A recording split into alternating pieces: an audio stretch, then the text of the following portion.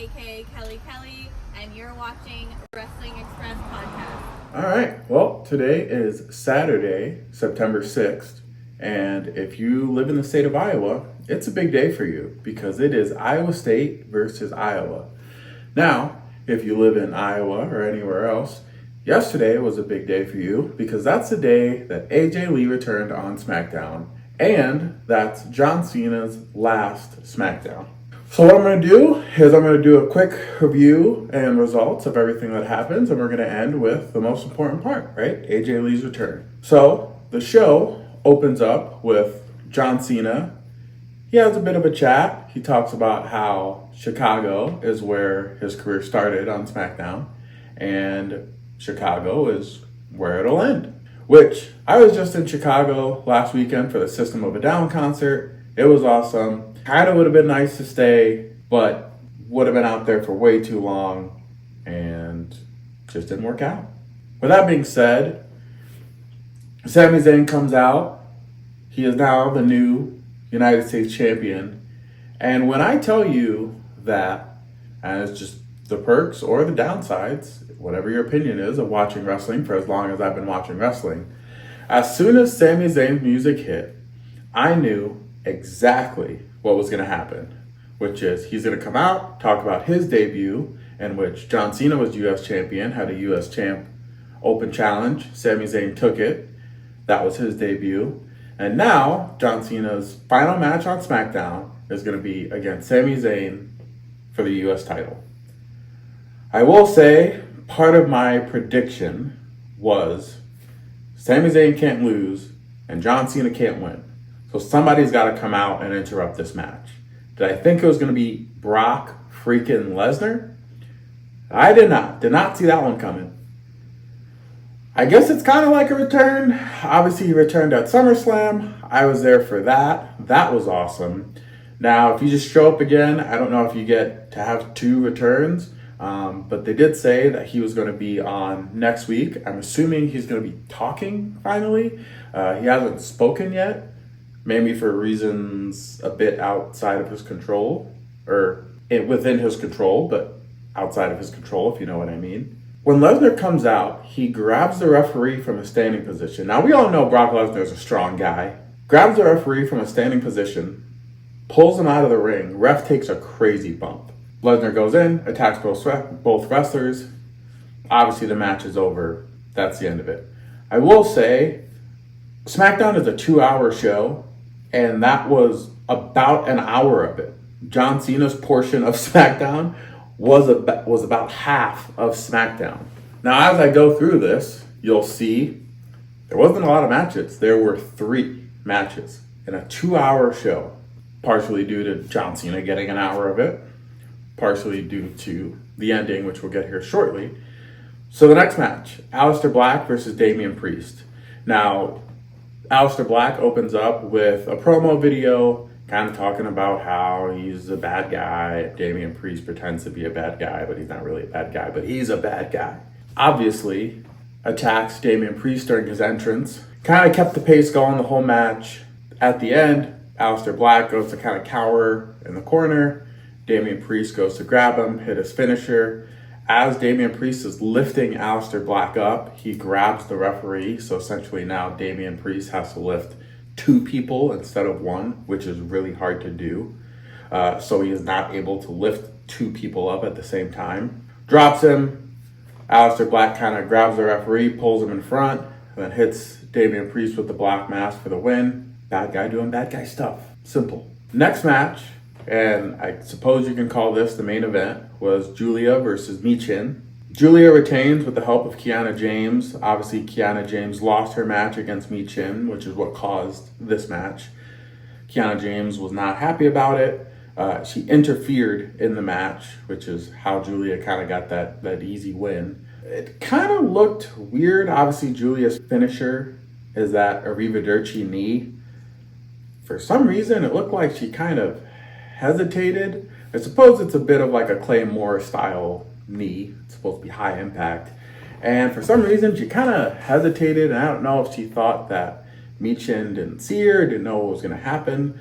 But the knee was way slower than it usually is. You could tell even the announcers kind of hesitated in, calling that the finish or they seemed very surprised when it finished the match just because it looked so off. After that, Kiana James comes in, gets a couple hits on Michin, and that's how that kind of ends.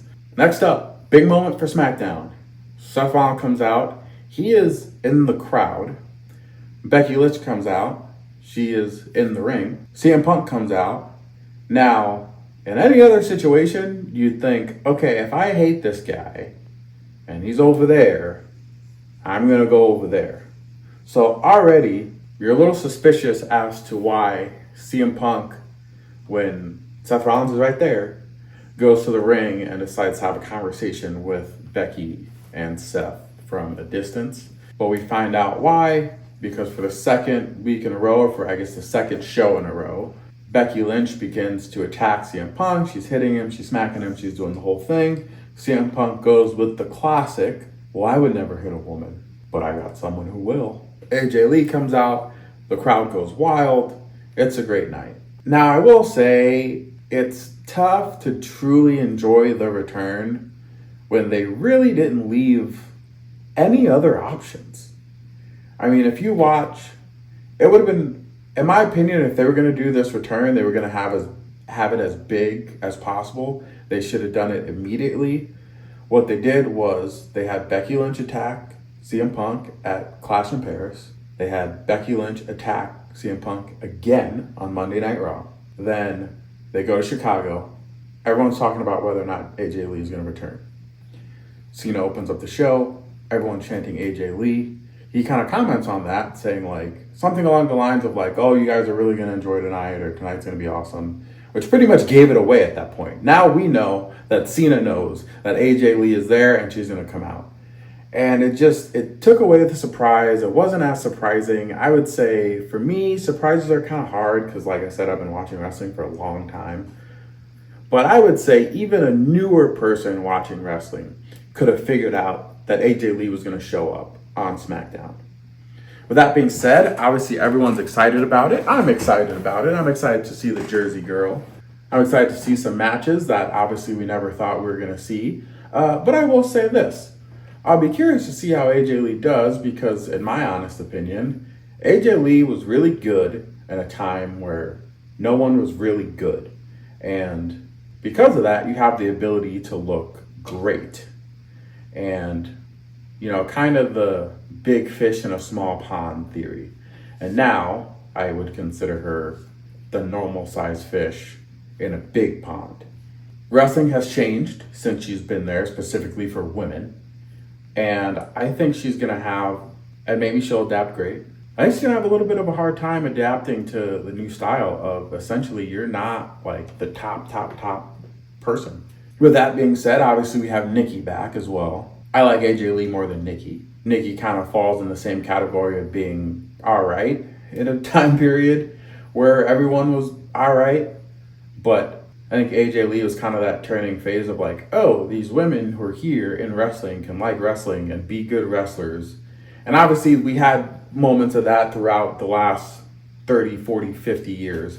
But in terms of it just being consistent throughout the product, I feel like that was kind of around the time with the NXT kind of being a reality show and that kind of being a joke, in which Michael Cole apologized for how bad he treated those women on that show. Because there were times where that show was rough to watch.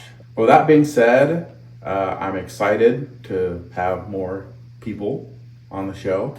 I'm excited to see AJ Lee back. Obviously, I'm not a big CM Punk fan. She married someone who I'm not a big fan of, so there's that. But I'm excited to see her. I'm excited to see what storylines happen. I'm excited to see how long she's going to be here. If this is kind of just a one and done or a longer situation. Obviously, I saw that she had signed a contract with Triple H, but I don't know how long that contract is. Could be for a day, could be for a year, could be for 5 years. I don't know. But I'm excited to see what happens. Hopefully you enjoyed my results. Hopefully you enjoyed my comments here. If you like SmackDown, if you are thinking of something that I'm not thinking of, throw it down in the comments. If you like this video, hit the like button. And if you want to see more of these videos, I'll start to get into more of these videos as I've kind of fallen off a little bit. But subscribe to the channel. And I'm sure you're watching the Iowa State game right now. But when you get a sec, watch this video. That'd be great. Share it maybe. I don't know. Do whatever you want. And also have a great day.